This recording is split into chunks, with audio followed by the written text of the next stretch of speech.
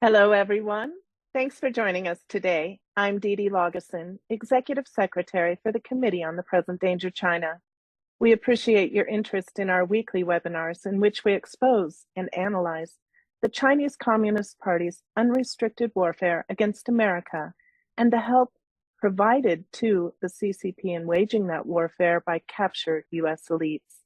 We encourage you to visit presentdangerchina.org for information on new programs, access to videos of our past webinars, and tons of other very valuable content. Please subscribe to our Substack at Present Danger China and follow us on X at CBD China. Our moderator today is Frank Gaffney. Frank is the Vice Chair for the Committee on the Present Danger China and co-author of the book, The Indictment, Prosecuting the Chinese Communist Party and Friends for Crimes Against America, China, and the World. Welcome, everyone, to this edition of our webinar series on the Chinese Communist Party, the threat that it represents, especially to the United States, but really to the free world more generally, and the extent to which that threat is being manifested in various forms, notably through inexorable efforts to increase the power as well as the hegemony of China, not just in its region, but worldwide. And an incredibly important part of that agenda is creating positions in which the Chinese dominate various nations and atolls and islands around the world of strategic importance to the benefit, in particular, of the Chinese Communists' desire to project power and to our detriment in trying to prevent them from doing so, certainly at our expense, but arguably, again, at the expense of freedom-loving people all over the planet. We're going to be talking about one of those places where the Chinese clearly would like to take us out. It is an island in the Indian Ocean, pretty far removed from just about any place else, called Diego Garcia. It has a long history of strategic interest, dating back, I think, in particular to the British Empire, laying claim to the place in 1814, if I'm not mistaken. It has been under British control ever since, and yet just recently we have seen the foreign minister of Great Britain announce that Britain is going to surrender sovereignty over Diego Garcia to the country of Mauritius. This program is dedicated to understanding the strategic importance of Diego Garcia to the United States military, Navy and Air Force most especially, and to our own ability to project power, not just in the Indian Ocean area, most obviously, but really from the Middle East all the way to the Pacific, as well, as it is an incredibly important transit point, refueling station, re-equipping, R&R, as well as, again, a place from which to launch bombers and vessels of various kinds into other parts of the planet. The Chinese have, as I say, an interest in all of that coming to an end.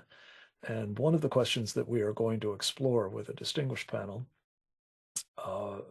is, will Mauritius, which has close and growing trade relations with China, be only too happy to play a role in bringing the 99-year lease that the Brits have and that we are being included in on perhaps the same kind of basis as the Chinese foreshortened rather dramatically the period of time that they had promised Hong Kong it would have to maintain a measure of freedom and independence from the other of the two systems that China promised them under one country. This is, in other words, an incredibly important topic, one that has thus far not gotten anything like the attention it requires. And we are delighted to bring the Klieg light of the Committee on the Present Danger China's webinars to bear to expose what's happening here, the possible implications, and what we can and arguably must do about it. We're very pleased to have with us a man who hails from the United Kingdom. Peter McElvenna is a contributor to this series in the past. We're delighted to have him today representing the British Isles, if not the government. His current duty station is as an assistant to Lord Malcolm Pearson of Rannoch, member of the House of Lords and a great freedom fighter. Peter is also the executive director of an organization he and Lord Pearson established entitled Hearts of Oak. He has a podcast that he uses to address topics like this, I believe called Hearts of Oak as well. He's a great friend of mine personally and a very valued member of our alliance partnership of the committee and its efforts to enlist the help and expertise of people around the world on topics of great interest to all of us. Peter, it's great to have you with us. You have, I understand, some updates on the activism of a new member of parliament, well known again, I think, to this audience. Tell us about Nigel Farage's statement in the House of Commons today, and more generally, how you perceive what His Majesty's government has been up to, and perhaps on whose instructions. Welcome. Frank, it's wonderful to join you. Thank you so much for inviting me to discuss this. And as you said, the one and only Nigel Farage, who is causing fun or maybe fear for the British government, the new woke left government, asked a question on this issue today. So it is very timely. This, of course, happened 6 weeks ago, but has been discussed today. But if I can maybe step back a little bit, and you touched on some of the background of this, and one of the reasons why this is so strategically important is because it is bang in the middle of the Indian Ocean. I think it's 1,000 miles away from any other landmass. So it has huge strategic importance, similar way to maybe Guam has strategic importance in the Pacific Ocean, both just south, southwest and southeast of China, which of course fits into this equation as part of the huge concern. But it's one of the world's most remote islands. There are no commercial flights there. You need special permission from the US and UK government. It's kind of a joint thing to be able to go there. It's one of 60 islands in that cluster. And as you mentioned, it's actually been a British colony since 1814, over 200 years. And that was after the Napoleonic Wars. The problem is, as you mentioned, to Hong Kong, the British sign a deal and they agree to something, and then they get spooked by one of their neighbors. With Hong Kong, it was getting spooked by China, which is understandable. In this case, it was spooked by the UN and others in Mauritius, which doesn't really fit with that. But we have a very woke, weak, far left government who chose what courts may rule over British and US interests. But the UK actually purchased this island. It was under British control, but it fully purchased it back in '65. And the reason was discussions with the Americans to look for a strategic landmass that could be used. And Diego Garcia was seen as that. There were islanders forcibly removed, which is certainly not a good part of the story. And then it was extended. So 50-year agreement with the US and then another 50-year, and that was due to go into 2036. But 6 weeks ago, the UK government, completely out of the blue, decided that it would give the islands back to Mauritius, which had basically overseen the islands for the Brits between 1814 and 1950 or so. So we decided we would hand it back, but there was a little promise, and that promise from little Mauritius was the Americans can use it as a military base for 99 years. So why is this a news story at the moment? Well, it's because, thank God, that the US voters saved the world from collapse and voted President Trump last week. Because of his position, it is vital for American interests, which I said, and President Trump understands that much more than Biden understood anything that was happening. Trump knows the importance of this.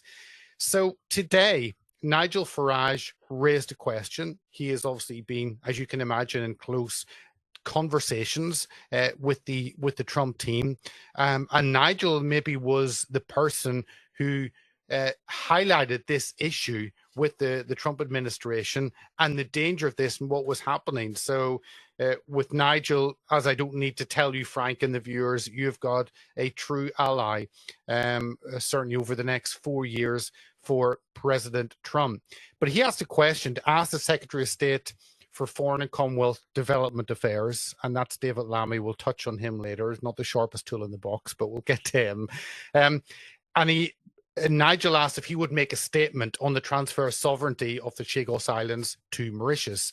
And now the UK government, in their answer, they claim that international courts, and this is the International Court of Justice, which is part of the United Nations. And I know, Frank, you're always part of putting the jigsaw together in showing what lies behind this. And the UN, through the International Court, had ruled that Britain maybe should hand that back.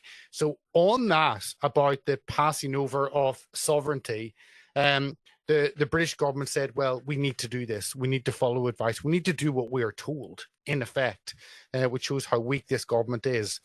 Nigel's response to them, and I'll read it out. He said, Mauritius has no legal or historic claim to sovereignty over a group of islands that are 1,300 miles away from it. And the opinion of the International Court of Justice was purely advisory, not compulsory, advisory. There is no legal reason why we have to do any of this. Nigel says that he warned the Foreign Secretary 6 weeks ago in the House of Commons that it was an enormous mistake to do this, given that we had a US presidential election coming up. And ministers might say, this is quoting Nigel's statement, ministers might say to me, it's okay, the US is fully in favor, really. I can tell the House that the incoming National Security Advisor, Mike Waltz, has form on this, going back to when the Right Honourable Member of Parliament, Mr. Cleverly, was doing his best to give away the sovereignty of the Chagos Islands. Indeed, Mike Waltz wrote to the Secretary of State Blinken at the time. Nigel says, I assure the House, having been in America last week and knowing the incoming US Defense Secretary very well, there is outright hostility towards this deal. Whatever is said about a lease agreement, these agreements can very easily be broken, as we saw with Hong Kong. Diego Garcia was described to me by a senior Trump advisor as the most important island on the planet for America. So the minister will find outright hostility. There is no basis for this agreement. If the government continue with it, they will be in conflict with a country without which we would be defenseless. There's nothing like Nigel Farage pointing out the blinding obvious, and that is the blinding obvious. Now, the problem is you've got David Lammy, the Foreign Secretary. Now, he was a government minister. Many who have come in this Labour government, have never been in government before. So it is schoolboy politics. It really is. They're learning on the job. But he was a government minister. He was in the Department of Health, Department of Constitutional Affairs, Minister for Culture, and Minister for Higher Education. So he has served in government. But he doesn't seem to be the quickest of people or the best person to grasp a complex issue. And he is a very severe case of TDS. He hates Trump with a passion, and his former tweets on which he called Trump many names, they've been brought up, and he's dismissed that, but never said he was wrong. He has held on to those. And of course, this was, as I mentioned, this was kicked off by the Conservative Party. So this is not a Labour Conservative. That's not left and right. That's left and more left. We don't have anything to right. So the so-called Conservative government, Conservative in name only, under the previous Foreign Secretary, James Cleverly, he had started these conversations. Again, there was no, the International Court had not forced us to do it. It was an advisory note. So there was no demand for the British to do this. So President Trump, I understand, yesterday or today, at Nigel's behalf, basically giving them information, has requested legal advice from the Pentagon over this agreement that handed the islands over. That's going to be really interesting what happened. And this deal is not due to come into force until after the inauguration. Now, I have a difficulty finding the date when this comes into force. Obviously, inauguration on the 20th, in just over 2 months. This comes into place after. So that advice, legal advice, needs to be watched closely, that President Trump gets, because that will just tell us if the US has the ability to tear up this deal or whether it's forced somehow to accept it. Not that President Trump would be forced to accept anything he doesn't want to accept. And the appointment of Marco Rubio as Secretary of State and Pete Hegseth as Defense Secretary sets up a huge clash, as both men have criticized this plan. I know that Mr. Waltz has said, who I think is National Security Advisor, I'm losing track of all the appointments because they're coming thick and fast, but he said, should the UK cede control of the Chagos to Mauritius, I have no doubt that China will take advantage of the resulting vacuum. That is the concern. And Marco Rubio described the deal as concerning, as it would provide an opportunity for communist China to gain valuable intelligence on our naval support facility in Mauritius.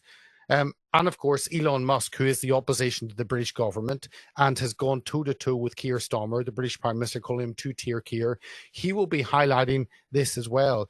So the British government have really got a headache on their hands. And just to finish off, Keir Starmer, the Prime Minister, he announced a defence deal with Romania on today. I think that was announced today, actually, with Romania, following one from Germany and one from Poland. And this seems to be a counterbalance strategy to give two fingers to the US. Basically, our British government is picking Romania as an ally over the United States. This makes absolute no sense whatsoever. So that is where we are at the moment, with Nigel raising this in Parliament. And that legal advice needs to be watched closely, because that will let us know whether President Trump has the legal right to tear this up, or whether America are going to be held to basically asking permission for Mauritius, whether or not they can fly some B-1B Lancer bombers from there. So that is the current situation, and I'm sure we'll discuss it a bit later in the Q&A. We will definitely discuss the British piece of this, as well as much more in the subsequent presentations. Peter, thanks you for a great opening, and in the Q&A as well, of course. We're going to address as much of the details as we can sort out here. Peter, I did see in the, I believe it's a BBC report that Didi put into the chat, reference made to a ratification by the United Kingdom of this pact sometime next year. With a little bit of luck, it won't happen before Donald Trump becomes president of the United States, but we'll be talking more about what the Trump team needs to do now to try to influence this really disastrous initiative.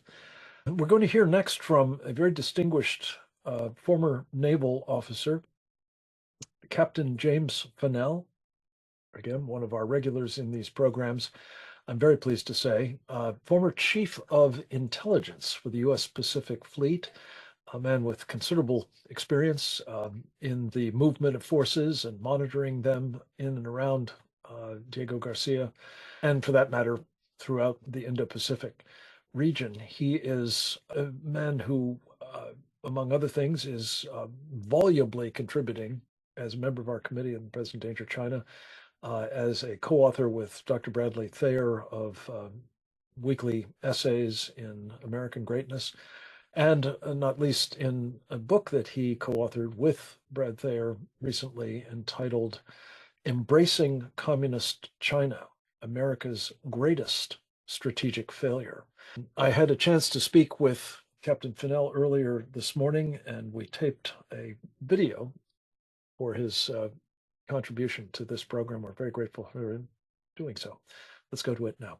Diego Garcia is increasingly becoming very strategically important after the disastrous retreat from Afghanistan and the loss of Bagram Air Base. So it's now one of the only key facilities in the Eurasian landmass, to include the Indian Ocean, that part of the world where we can pull in ships, aircraft carriers, and more importantly, our bombers can operate from. And we had the ability to do that from Bagram. That's gone, and so now we just have this one facility left in Diego Garcia. And people may say, well, so what? It's in the Indian Ocean. It's not a part of the world that we care about. But it is a part of the world that we care about. And if you go back to the turn of the last century, there was a member of the Royal Geographic Society named John Mackinder, and he had a theory called the Heartland Theory, which basically said the course of human history in the next 100 or 200 years will revolve around the Eurasian landmass and the ability of who can connect Europe and Asia, and this area in between, Russia, India, the stands, are very important. And we had that. We understood that when we had and took Bagram and kept it. But when Biden and his team stupidly gave it away and gave away our strategic footprint there and our ability to affect China from the west and to affect Russia from the south, we are essentially now operating with not much other strategic abilities to connect Europe and Asia across India. And Diego Garcia is one of those key places, along with our allies, which we should be growing now, our allies in India. But the fact that Diego Garcia now has been given away, if you will, by the British government to the island of Mauritius, which is more aligned with People's Republic of China than they are with India, a friend of ours, or with us or with Britain, is concerning. Now they say it's a 99-year lease and we don't have to worry about it. But that was the same kind of talk that went on about Hong Kong. And we lost Hong Kong because the Chinese Communist Party doesn't obey agreements and rule sets, and their proxies won't either. So we're very much at risk right now of being isolated from this very critical sector of the globe, the Eurasian landmass and the Indian Ocean. And so we need to be thinking about what's our strategic interest in the area and how can we retain our access to Diego Garcia. And some people have put up some options like, why don't we just have, when Trump comes in, like he did with Greenland, make the offer to buy Diego Garcia from the Brits right now and just say, hey, it's ours. That's one option. There's many other options. We could renegotiate the agreement that the British made with Mauritius. There's all kinds of things that could happen. We can talk with the Indians, but we need to make sure that we don't, in our quest not to have endless wars, that doesn't mean that we don't have global interests. That doesn't mean we fight wars necessarily there, but we have to have strategic footprints and places to go where our aircraft, our bombers, our ships, our personnel can recover and refuel and refresh, and to be able to operate from. And it's really important that people understand that, and that these kinds of decisions and why alliances and partners matter in these areas. And so, there's been some reporting that suggests that the British, after they made this decision internally in the UK, they took a lot of, the new Labour government took a lot of beating up about this, and they came out and said, well, you know, the Biden administration pressured us to do this. So we have our fingers as Americans in this, and it's our own doing, it sounds like. And so that means that we have the ability, when President Trump comes in, we don't even have to wait until then. We can start working on it now to recoup this and not make it turn out to be a strategic disaster that it could be. I think guys like Tony Blinken and Jake Sullivan would recoil at the suggestion that they're doing this on the behest of the Chinese Communist Party. Okay, fine, I'll give them that. But it's very clear that their decisions and the things that they're doing are done out of their ideological view that America is in decline, and so they are trying to manage our decline. And what they don't appreciate and understand is you cannot manage a declining relationship with a psychopathic murderer. The Chinese Communist Party are psychopathic murderers. And if you think that you can negotiate some kind of agreement where they'll share power with you, is insane. And so I'm really pleased to understand that this new administration's coming in understands that it's a live, I win, you die kind of approach that the Chinese take, and that's one that we're going to have to get back to. We don't want a war with China. We don't want a land war, but we're not going to bend on our knees and watch them execute us with the, you know, when we're on our knees and they put the 9mm behind our temple and pull the trigger, because that's where we're headed if we continue to follow the kinds of decisions and quote unquote strategy that Blinken and Sullivan have given us for 4 years. It's insane. They don't understand the Chinese Communist Party, and they don't believe that America can stand up and be great again. And we can, and Donald Trump and his team are going to do that. And I really believe that.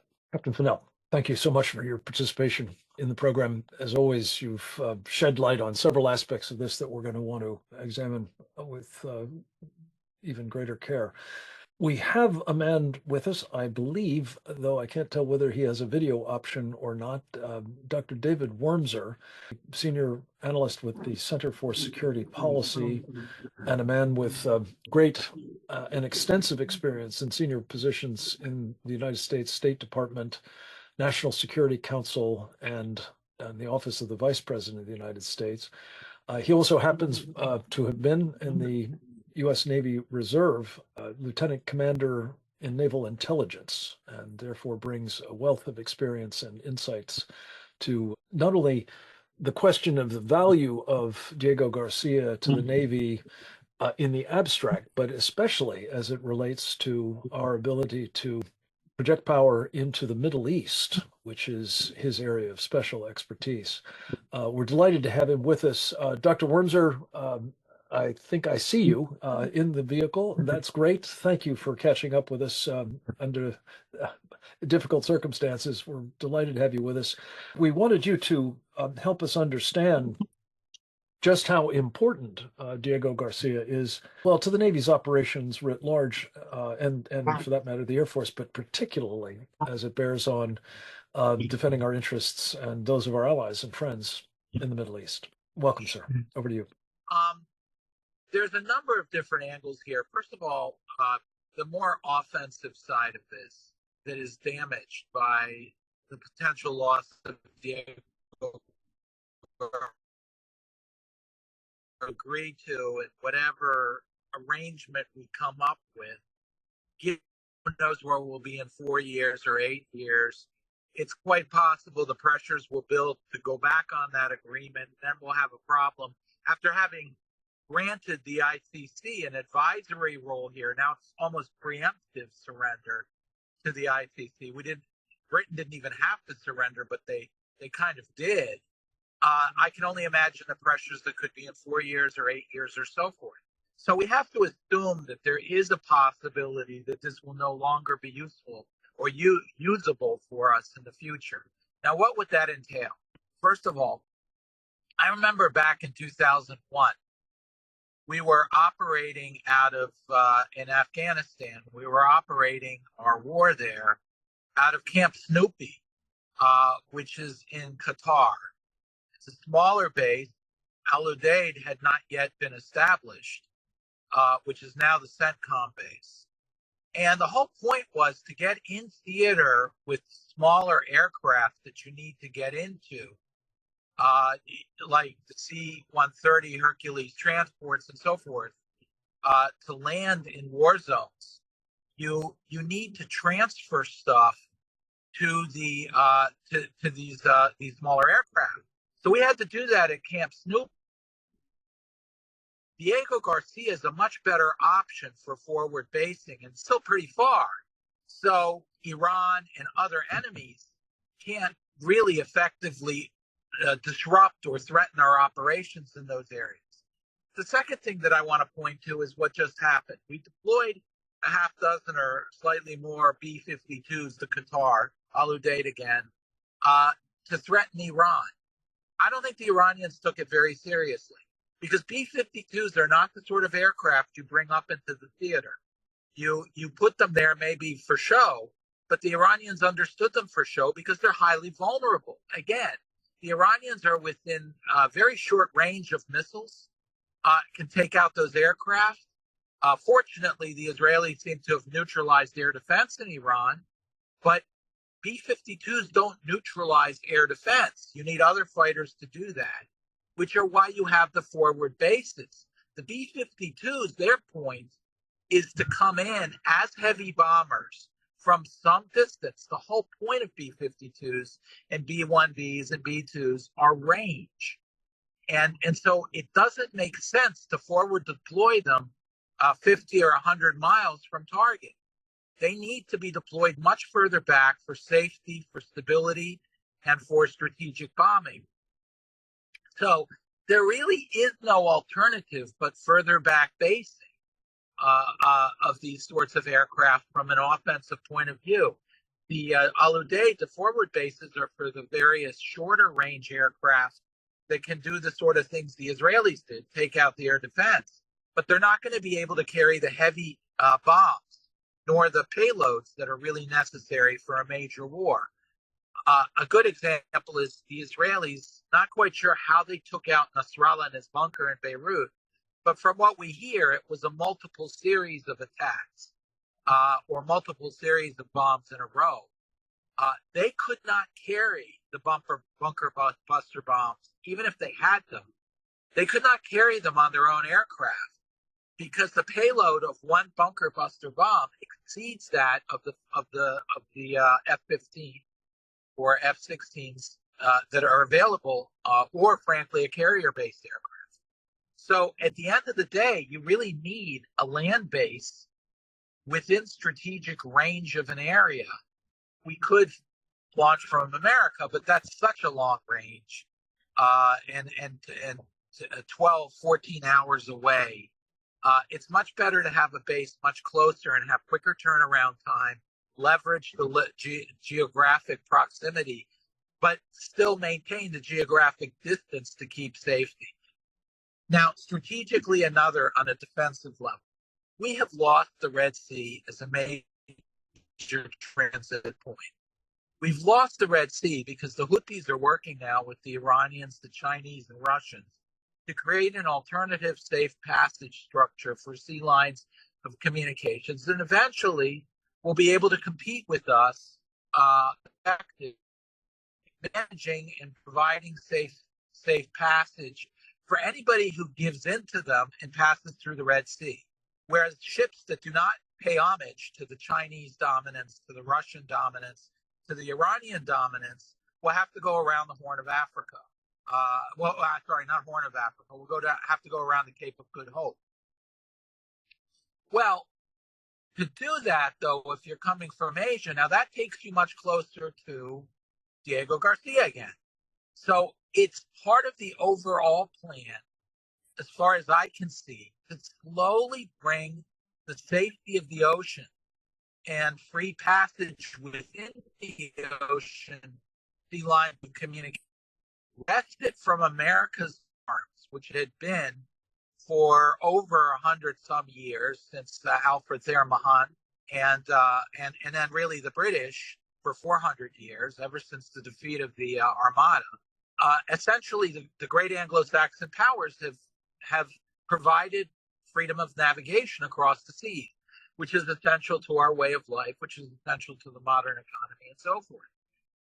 Slowly but surely, whether it's Venezuelan threats to the Panama Canal, Colombian threats, whether it's this Red Sea, whether it's passage through Philippine Islands, and now potentially Diego Garcia, because as everybody has said, Mauritius is now aligned more with China. And we saw what happened in the Solomon Islands and how effectively the Chinese used subversion to essentially take a Western-oriented island group and turn it over to themselves. We may see this now also with Mauritius, and then by extension with Diego Garcia. So I'm really very worried what this represents in terms of being yet another brick being laid in a Chinese Russian BRICS-based threat to the global navigation, freedom of global navigation in an international economy that is guaranteed by Western power. And then, of course, added to that is the strategic threat that we see, which is the inability to function effectively in the Middle East. I would add to it as well is Africa. This is an area where the United States has not effectively competed with China. China has established through the Belt and Road Initiative a real dominance of the mineral-rich Great Lakes belt. And this is an access area to it, whether it's Mauritius and whether it's the sea beyond, which is Diego Garcia. So again, this is part of the Chinese effort to secure proper control of the Belt and Road Initiative's entry point into Africa, into the Great Lakes belt. And then on the other end, you see the Russians talking about the Eurasian transport structure that complements the Belt and Road Initiative. We see this on October 5th, 2023, as President Putin gave his speech at the Valdai conference, where he outlined his vision of a global BRICS strategy to compete with the West. And this Eurasian logistics corridor was part of that. And so we have definitely this attempt to undermine the world logistics structures that are behind a lot of this. And this Diego Garcia location has such a controlling role for either the belt, the African Great Lakes belt, the Middle East, or northward, the Indus Basin Eurasian belts that go northward, that ancient trade structure that is still very relevant now. So I'm very worried about essentially losing control of major land masses that could obtain from this, that is really also a major loss of international trade safety. So I'll leave it at that we can get to the rest of it in Perfect. Dr. Wormser, thank you. I'm so impressed by your multitasking. You were not only in a vehicle doing this interview or presentation, you were actually conducting that vehicle. So speaking about logistical challenges, this is impressive. Thank you for introducing that larger concept. I think it probably is something we need to address with your good help, I hope, as in a future webinar as well. Our last presenter is, again, a very familiar one to our audience, Colonel John Mills, United States Army retired. He has been a very active member of our Committee on the Present Danger of China from its inception. He is very much a feature of the webinar series, among other platforms, some his own podcast and television shows, and his contributions to others, including ours, Securing America, as well as War Room and so many others. John is served not only in uniform as a special operator, but also in a civilian role in senior reaches of the Pentagon, the Department of Homeland Security, I think the Department of Energy, if I'm not mistaken, as well, and also the National Security Council. These days, he's a senior fellow at the Center for Security Policy, and we're very, very pleased to have him with us to sort of tie all this up if he can, and he's exceptionally good at synthesizing information and briefing it, so this will not be an undue burden on him, I think.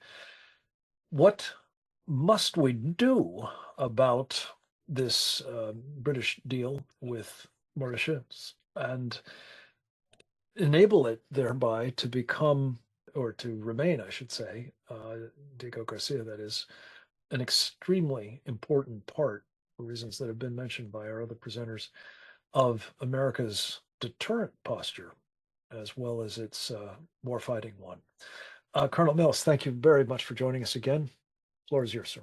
Thank you, Frank and colleagues. An honor to be on the webinar to discuss this. I think first and foremost, it's a very positive attribute that the incoming National Security Advisor, Congressman Mike Waltz, who is immediately front and center on this topic. That's a good thing.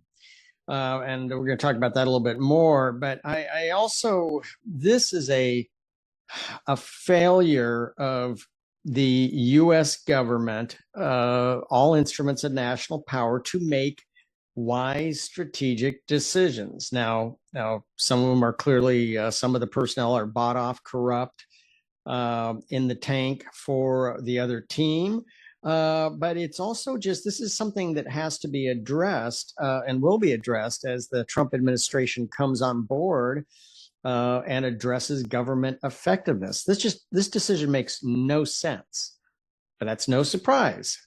The U.S. government seems to excel at making bad and unwise decisions. I mean, anybody with just a sophomoric knowledge of the international situation would say, why in the world would we release control of this island? And there's even debate. We're giving an island, Diego Garcia and the Chagacian people, we're essentially handing them over to Mauritius, which is not a correct answer either. I mean, they need to be addressed of how they were kind of removed from the immediate Diego Garcia, but they're not actually happy with this either. And yet there's just this elitist attitude that we are going to not only drive off the cliff, but we're just going to jump on the gas pedal and drive off the cliff at 100 miles an hour. This just makes no sense, even tactically within the different peoples groups of that island chain.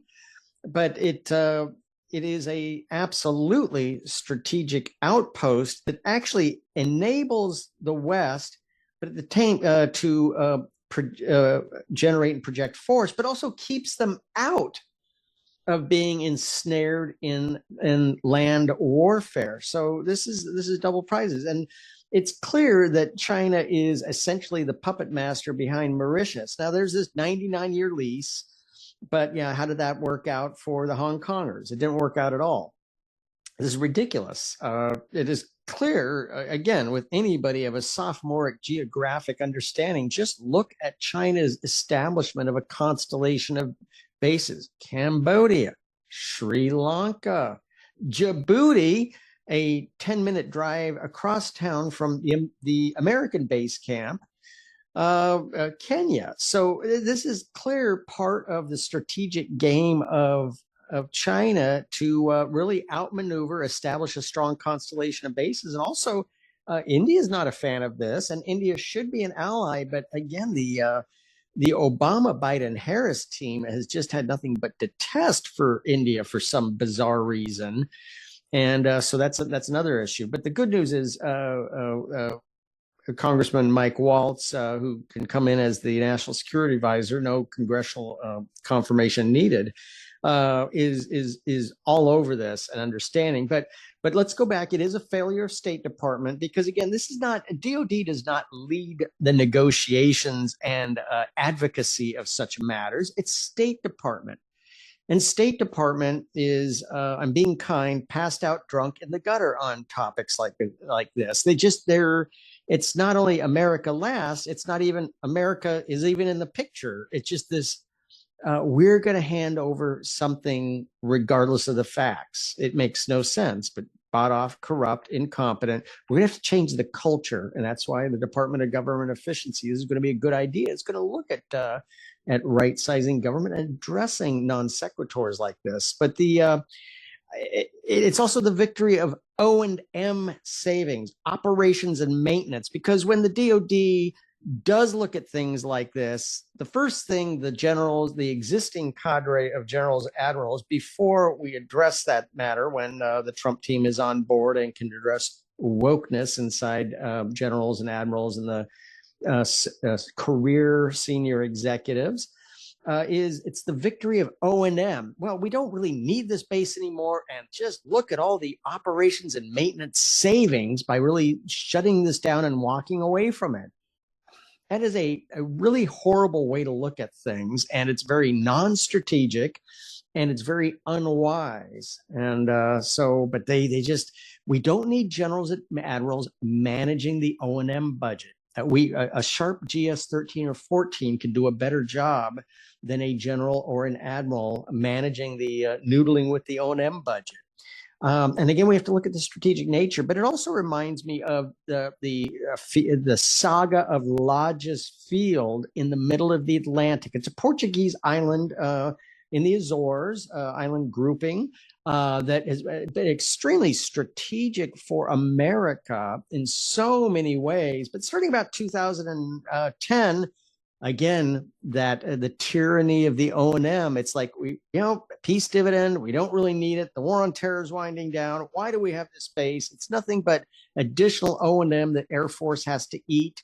Well, start eating it and start using it, because when this first started in about 2012, I ran around the E-ring with an alarm bell trying to alert people, because immediately China was showing it moving into Lajes Field, a famous and very important airfield that since World War II has contributed to Western security. And we're going to hand it over and just walk away because we're saving a little bit of O&M? Ridiculous. Now, it hasn't been totally walked away from, but the Chinese are lurking right at the gate perimeter on Lajes and just flooding Portugal with Belt and Road money. Just can hardly wait for us to walk away. But it's just the same ridiculous, stupid saga of very unwise decision-making, which again traces back to State Department as the lead and the advocate. Even the Biden administration at least acknowledges that we're in a strategic competition and also calls in law at least 5 different places China an adversary country. And we're going to walk away from Lajes or Diego Garcia? No. Well, thank God we have the Trump team coming in, and the National Security Advisor, Mike Waltz, is all over this. And again, this island is actually not even the Brits or the US's to really give back to Mauritius anyway. So that doesn't even make any sense. But hopefully the adults are back in the room. As opposed to what Tony Blinken said at the beginning of the Biden tenure, because the adults never even showed up, despite the lofty sneering and harumphing that the adults were back in the room. They made things into an abject disaster, and the adults are back. And fortunately, Mike Waltz is there to make these strategic decisions, because until we can get a State Department that can make the strategic decisions under Senator Rubio.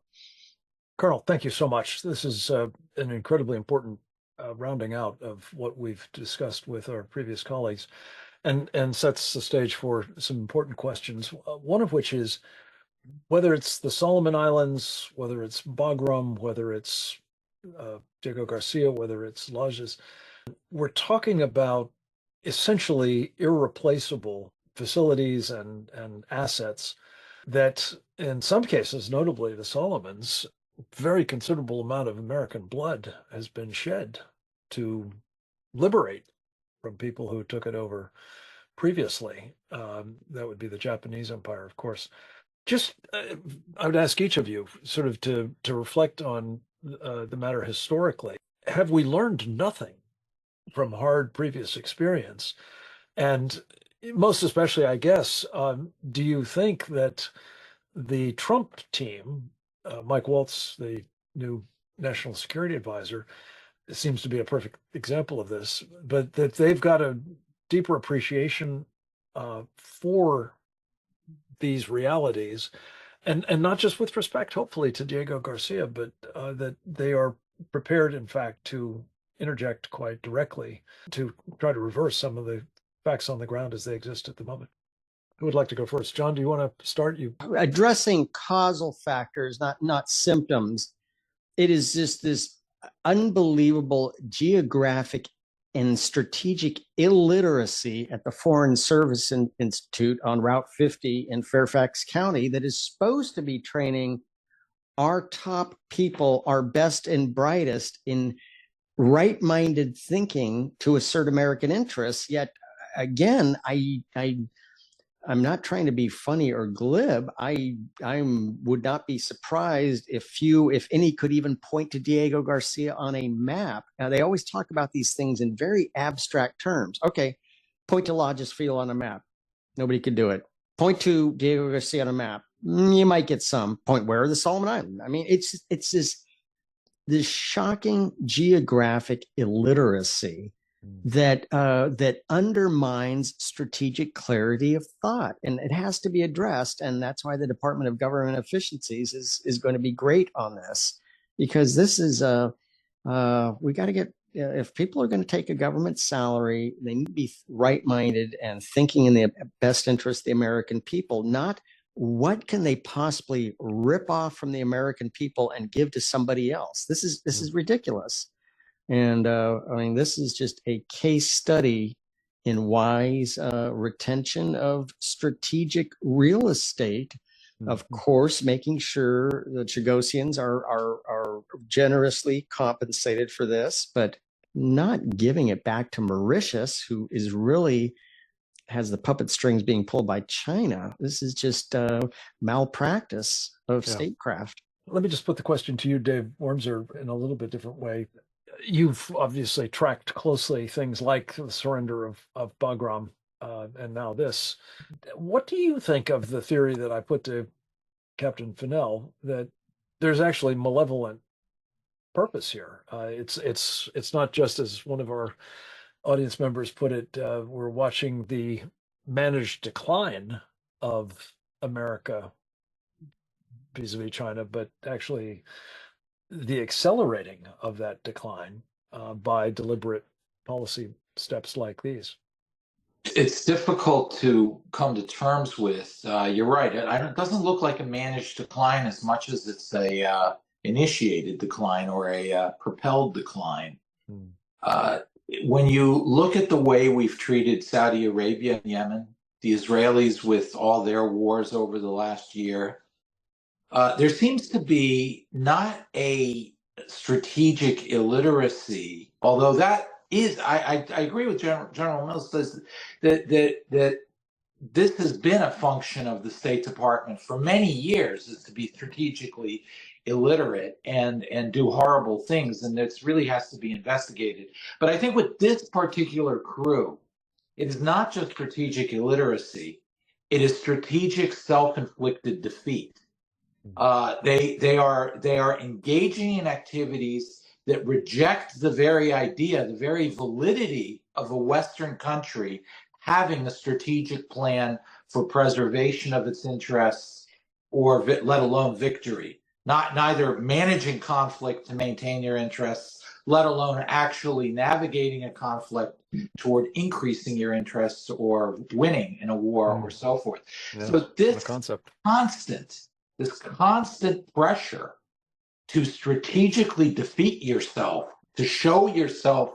I don't know if it's because we want to show that we're above that. We're in a new world where nations don't win and nations don't think nationally. We're in a post-nationalist, post-American world, or whether there's a more nefarious agency here. I don't know, but the effect is the same, which is we have become the agents of our strategic dismantlement, something no foreign power could have done.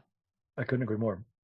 Peter McAvenant, how does all this look from the British perspective? Obviously, the government of the United Kingdom at the moment is all in for it. But do you have a sense as to whether Nigel Farage, for example, is speaking for a significant body of public opinion in the United Kingdom, and that there is concern about what these kinds of steps portend for, our alliance relationships and defense capabilities more generally?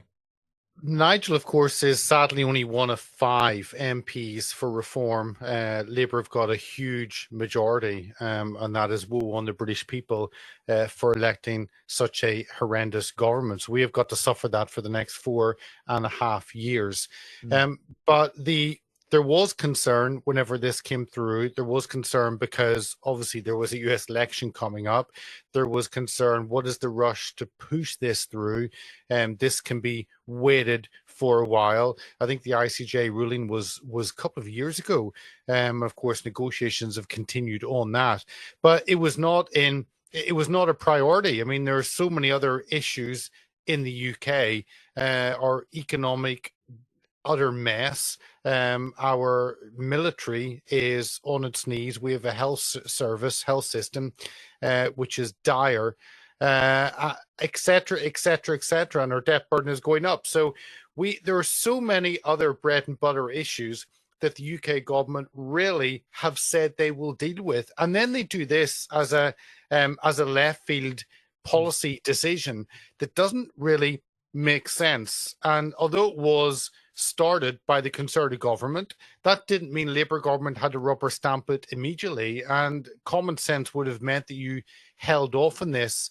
Of course, because of what happened to the Chagos Islanders, you've got a lot of background noise on that. And how dare we have this base that just serves the Americans and we need to give it back to the poor Islanders. But the Islanders don't want to return. The Islanders don't want to be under Mauritius. They were given the right to remain in the UK, and they want, when they've been asked, they have said by a sizable majority, they want to be under British rights and British rule. So they don't want to be under Mauritius. So again, it doesn't make any sense unless you've got, again, the ICJ, a UN institution, and I think the viewers and listeners will be surprised that the UN make these legal decisions as disputes between countries. And why is the UN General Assembly dictating US and UK military and foreign policy? And they seem to be pushing the world into a different direction. And that is the Trump derangement syndrome, the fear that President Trump will do awful things and therefore we must remove the ability. And so I don't know, and I think this is something that needs to be delved into deeper, the role of the UN with the ICJ behind this, and whether or not it is hatred of the West, whether it's hatred of the US and the UK, and whether they are trying to force a change of balance in power by doing this. And who knows what pressure they receive from China in the UN General Assembly. A lot, I'm sure, has happened behind the scenes that we are not yet aware of. And this is only 6 weeks, really, into this public discussion. And thank God for Nigel Farage for actually raising this once again in Parliament today and making this such a key issue. And all across every news network, this is being discussed. And it is thanks to Nigel. So even though he only has 5 MPs out of 650, he still is Nigel Farage, and he can still force the agenda in the news networks, and he has done that on this. Providential indeed. When you look, John Mills, at this Eurasian logistical corridor that David Wormser was talking about, do you share a concern that whether it's in the Red Sea or whether it's perhaps in this area surrounding the Persian Gulf and the Strait of Hormuz, as well as the Indian Ocean, on into, some of the narrows in Indonesia and so on, that the Chinese are in fact securing a dominant position, and that our options for contending with that are becoming more and more limited? Absolutely. And the U.S. can exist without the Red Sea and the Suez Canal. Actually, very, very nominal amounts of U.S. trade. Europe needs that, and there's costs are spiking because of having to reroute or provide extra armed escorts. But this is a symptom of underfunding of the military, Europe failing to carry their fair share. But this is Chinese establishment of international logistics networks they're playing the great game. Again, as it's been pointed out, we have many inside our own governmental systems in the UK and the US that seem to be aiding. They are aiding and abetting the other team, even though we call China an adversary in at least 5 places in U.S. law. We're just giving away. We're giving away the farm intentionally by provocateurs and those who are just corrupt and playing for the other side. So yeah, this is Chinese logistics infrastructure, strategic basing. We're not even on the playing field until the Trump team returns and gets on the field. And yeah, I mean, all roads lead to China. The Houthis work for Iran, which works for China. We have to continue to work on this message and understanding, because everybody was, oh, this is just that Middle East conflict that has gone on for decades. No, it isn't. No, it isn't. Totally different. Totally different. The 3H club, the Houthis, Hamas, and Hezbollah work for Iran. Iran works for China. Iran would not even exist right now if it wasn't for China. So this is part of the strategic game that is mortal. And with the Trump team, we will be back on the playing field and back in the game. We can't allow this to happen. And we have operatives inside of our government enabling this. And they just identified by name who it was who gave the Israeli war plans, leaked the Israeli war plans. It was a CIA employee. Hooray. Once again, more reasons for the immediate action of the Department of Government Efficiencies to address this absolute malign behavior inside of our own government. It will be fascinating to see what comes of that initiative. You're investing a lot, I think, John, in the need for corrective action on government efficiency grounds, but clearly there are very serious substantive and national security elements at work here as well. David Wormser, I wanted to come back to you. You have, of course, been following very closely what's going on between Iran and Israel. In the event that, as Benjamin Netanyahu suggested in a video, I believe just yesterday, that Israel is prepared to take on the regime itself in Iran, against the backdrop of the Iranian regime seemingly being perhaps at the point where it has nuclear capabilities with which to attack Israel. How important does the ability to have, for example, as you mentioned earlier, B-52 bombers or B-2s or B-1s for that matter, operating from a considerable remove in support of whatever Israel winds up having to do vis-a-vis the Iranian regime? Well, just straight out, the sort of bunker busters that need to be used against some of the underground facilities that Iran has set up. An F-15, some of our the aircraft we have in theater are limited to about 14,000-pound payload in one bomb. They can't hold more than that. A bunker buster is more than that. So you need a B-52 or a B-1 or a B-1B or a B-2 to do such things. And maybe the Israelis have some solutions that they apparently are doing, but they're going to do it probably the way they did Beirut with Nasrallah, which is a wave of 20, 30 bombs, one after the other, following it in. But we don't have that luxury in a major theater the way the Israelis have, being in station and taking the risks, of course, that they would take. So I think something like Diego Garcia is absolutely critical. But the other thing is, the most important, there's only 4 different routes you can go from Asia to Europe and back, which is either the Silk Road, a modification of the Silk Road, which goes down to Pakistan and the Indian Ocean, through the Red Sea, or around Africa. And we've lost 3 of those already. So there's only one left, which is around Africa, and that leads through Diego Garcia. So we're very, very close to providing the Chinese full dominance of the Asia-European trade structures, as well as intelligence.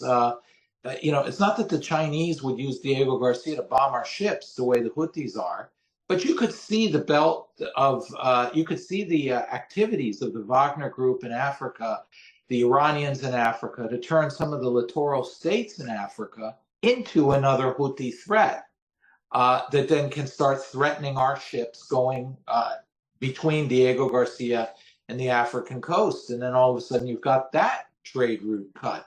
So, which is the last one that's fully safe right now.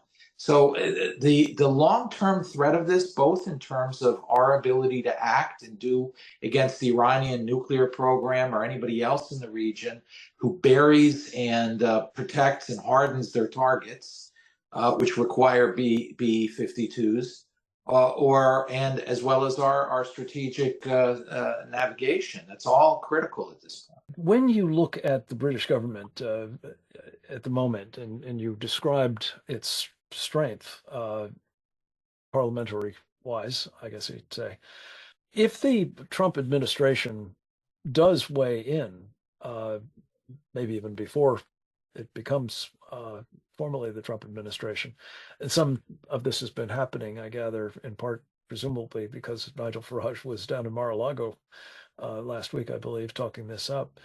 Do you see it translating into a course correction by His Majesty's government? There are a lot of questions in that because the UK government had been looking to Europe, and that's why for Armistice Day on Monday, the Prime Minister went and spent it in France with Macron as a show of unity. And those deals that the British government have done with Germany, with Poland, and with Romania, those defence deals, that shows, again, a move away. And Keir Starmer is worried that he will be kind of the odd man out in Europe, and therefore he's trying to embrace them, realizing that across the pond is a relationship that will not be very strong because of their personality wises and their outlook. So there is nothing to hold them together, and therefore Keir Starmer is trying to be relevant and is desperately looking to Europe and seeing where he fits in there. Now, what happens if President Trump gets in and he said, this isn't happening now, I'm tearing this up? Well, the British government will probably put out a few tweets and maybe write an op-ed in The Guardian. But at the end of the day, I cannot see their, well, actually, does their ideology overplay any business and trade relationship? And I think that there are so many Labour MPs who are so deranged on many issues and pure hatred of Trump that I think actually they would prefer damaging Britain and its trade rather than seeing to side with President Trump. So I don't know how this is going to play out because this is early days in the British government. And I could imagine they're just like rabbits in the headlights, wondering what to do. Because, again, most of them have never had the levers of power. They don't know what diplomacy is. And then they come across an individual who can do diplomacy and deals like few others. So I don't know how this will play out. But at some point, and what I really think is President Trump should demand that the Britain sack the Foreign Secretary, David Lammy, because you cannot do deals with someone who calls you a Nazi. That's just common sense. So I think that America should say, no, we need to have someone in place actually who we can get on well with, one-to-one. And if that doesn't happen, if there's no personal connection, then I can't see there being a good relationship going forward. So, yeah, we will see how this plays out, and we will see the gap between Trump getting in on the inauguration and when this actually becomes law, and seeing whether he can force a change, because Trump will make a number of threats, certainly with funding NATO, with support for Ukraine. I mean, their whole list of things he can put on the table and use them as leverage, and he's not afraid to do that. So I can imagine the British government trying to work out how they respond to Trump, because they have no idea, and the pressure today in the media will have forced them, some of them, I think, Labour MPs, to rethink this agreement they have made with Mauritius. Probably a good point on which to stop with a somewhat hopeful prognosis that if the hand is played well by the incoming Trump team, assuming the deal hasn't been completed by that time, and I will be very interested if you can ferret out what the schedule is for ratification or completion of this transaction, Peter.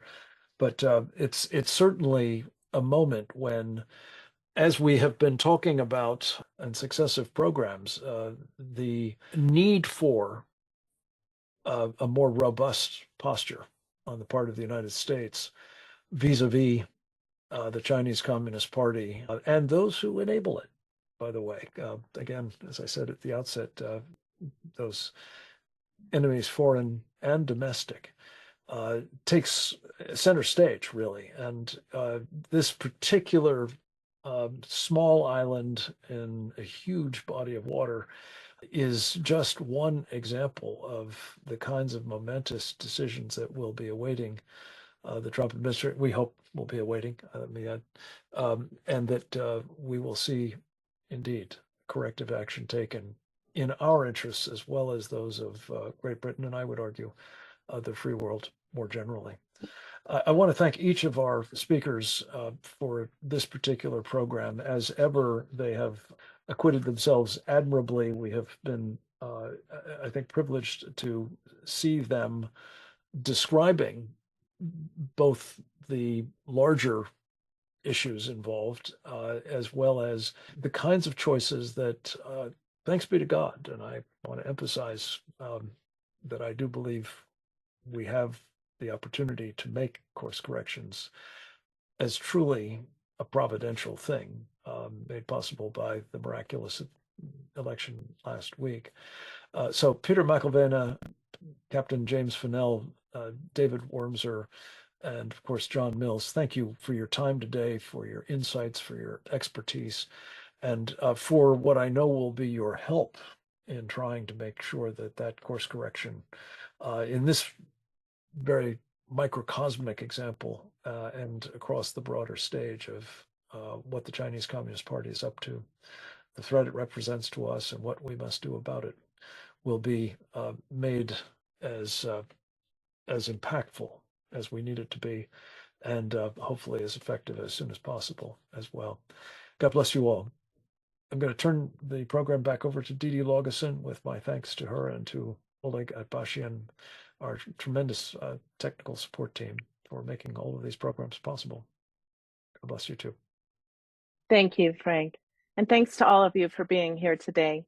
A video of this webinar will be posted to presentdangerchina.org within a day or so of the conclusion of our program. Please share this and our other programs with your elected representatives, colleagues, and other networks. Please subscribe to our Substack at Present Danger China and follow us on X at CPD China for updates.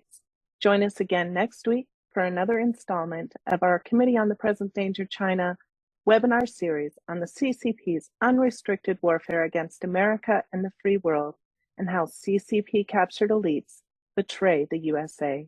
Thanks for joining us today, and goodbye.